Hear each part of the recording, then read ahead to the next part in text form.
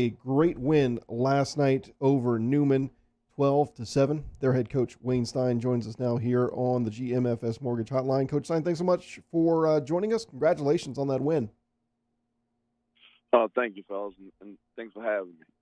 Absolutely, Coach. I heard you comment about Jason Brown and that everybody else is playing checkers while he plays chess. And, I go way back with him. And I'm going to be serious right now because I've always thought he has been an outstanding defensive coordinator. And the reason I say that is because I was his offensive coordinator. So he would look at me sometimes when I couldn't score, and I can't tell you what he was telling me, but I knew he was doing a good job down there. But Jason always does a great job, and he did again last night, as your whole team did, both offensively and defensively. Yeah, Jason's phenomenal, and it was awesome, our relationship. He came and he worked with me for the last 4 years, and when I took over as head coach, I couldn't be prouder to make him the defensive coordinator. It's truly his defense, and now I actually work for him. It's a different dynamic. I'm the head coach, but I coach the secondary for him on the defense. And he's just been phenomenal for us for the last 4 years, and he's continued to do a phenomenal job, which he always has done throughout his career.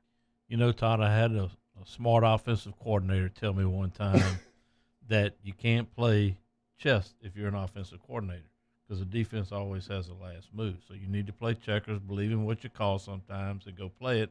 Let the defense play chess, and sometimes they're going to beat you. But, all right, I'll go with you. Okay.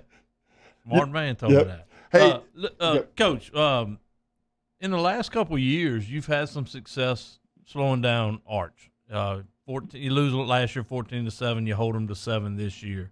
What are some of the things that you've done to slow them down? Because really nobody else has. Well, I don't know if it's one thing, and I don't know if you really stop an Arch or slow him down. A Nelson Stewart offense, just phenomenal.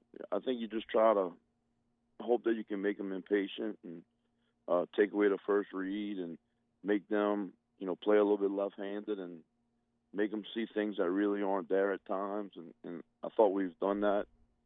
His freshman year, he came to LaPlace, and he actually tore us up completely.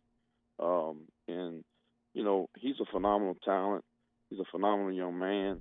And, we were just able to kind of keep him off balance a little bit and give him different looks. But you definitely don't shut him down. I mean, you just try to keep the ball in front of you. Our kids played extremely hard. They've played well all year.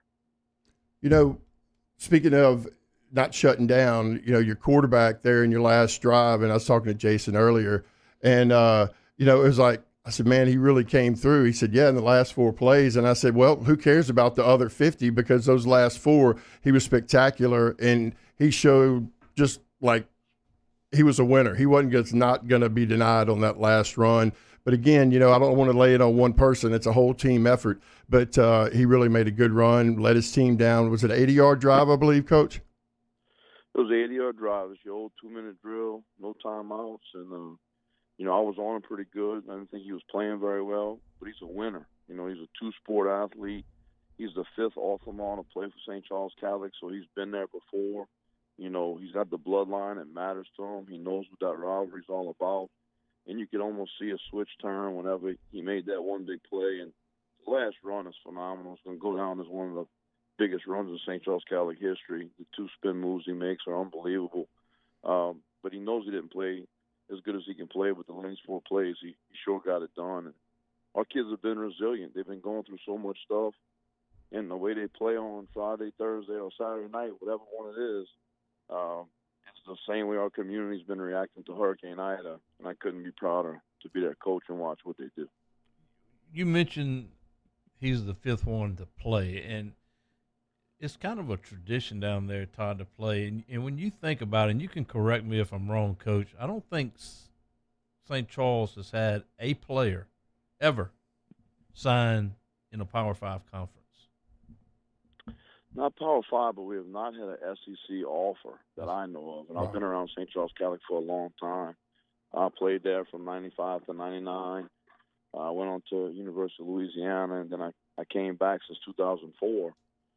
So we've had 1 or 2 signed with Colorado.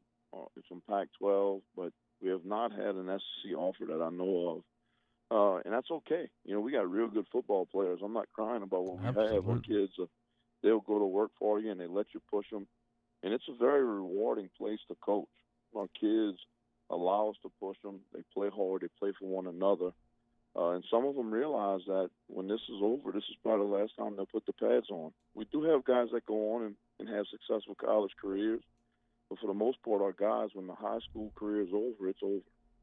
Coach, we wouldn't be doing Laplace and St. Charles Catholic and your community justice if we did not talk about the struggles you guys have gone through. And you kind of talked a little bit in an article I read.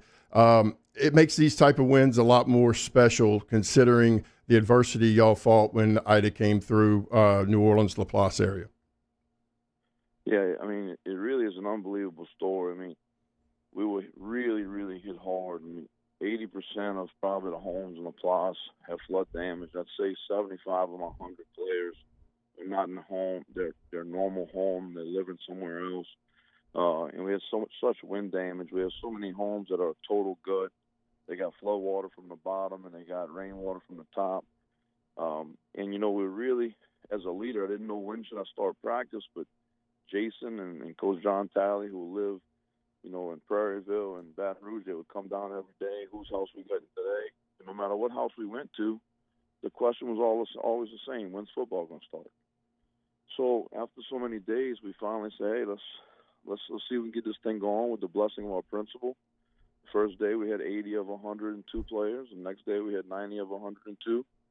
And by that Monday, we had the whole football team back. We did not lose one single player. And that's when I realized how important football was. And sometimes they make it look easy on Friday or Thursday or Saturday, whatever day it is. But they're still going through a lot of stuff. I got guys living in New Orleans East. I got guys commuting from Morgan City to come to school in Laplace every day. And football has truly been their one sense of normalcy. And I couldn't be prouder about the way we started. How's it been replacing Coach Monica? Well, you know, that's a loaded question. That's some big shoes to fill. Yeah, well, and I don't want to replace Coach Monica. I mean, he's my uncle. He's my bloodline. He's my mentor. He's somebody I still call at least once a week. And not necessarily always about football questions. I think he taught me as much X and O's as he could possibly teach me. It might be about buses. It might be about pregame meal. It might be something that I wasn't paying enough attention to when I was his assistant for 17 years. And I wish he'd come around more. He feels like he's doing the right thing, staying away and let me run the program and things of that nature. But, you know, it's Frank Monica Field. I can't wait to play, and hopefully our kids honor him the way they play on that field. He's definitely somebody that means so much to not just me, but to our St. Charles Catholic tradition. And our culture is built by him, and it's just my job to continue. Well, you've done a good job in the first, week 7? Oh, wow. They're 5. St. Charles is 5-0 now. They lost the first 2 games. Allowing 4 points a game with 3 shutouts. And let's not forget, they beat De La Salle 3-0. And next time we're going to talk a little bit about your kicker, because I know he's been a whole lot to you as he made 2 field goals. Is it two last night? 2 last night. Yeah, He's 2. And solid. And it makes a big difference, doesn't it, Coach? Yeah, you know, when you trust that guy and you trust when you cross a certain yard line, that you'll send him out there and he'll give you an opportunity to have 3 points. And not just the field goals and extra points. What he's done for us in the kickoff coverage game, you know, that was big for us last night. And, you know, we call it hidden yards. All the coaches call it hidden yards. Our drive start average for the year for our offense has been the 46-yard line, you know, which is unbelievable. And it's good defense and good special teams. And, you know, our opponent's start drive average is somewhere inside the 25. And, you know, we feel like if our opponent's got to go against a Jason Brown defense 75-plus yards, we're going to have an opportunity to make them punt and get off the field at some point. And that's what we've done. Our kids have just been resilient and bought into that. We always say that kickoff coverage is the first play of defense. And that was big for us last night. I think every single time we kicked the ball off, we pinned Newman inside the 20. Carter Chauvin is the man's name. Yep. Well, Coach, we appreciate your time tonight. The best of luck as you guys continue on into the season, and not just the season, but everything else you guys are trying to recover on that road. We wish you the best of luck. Thank you so much, guys. Hey, we appreciate your time, man. Take care. There you go. It's Wayne Stein, head football coach over at St. Charles Catholic, as they defeated Newman. And, one thing is interesting. I remember our conversations throughout the years with Coach Monica. I wonder if Coach Stein's going to pick up some of the funny sayings and great stories. He was always he's always just, some of the best interviews we had. He was were a just legend. candid and genuine. Coach Stein seems like he might be all business. Yeah, you got to have a change of pace. Another update from Ruston. Washita. Ruston fumbled. Washita recovered and takes over at their own 30 with 4:26 left in the game. That was a few minutes ago, so I'm going to see if I can get another update.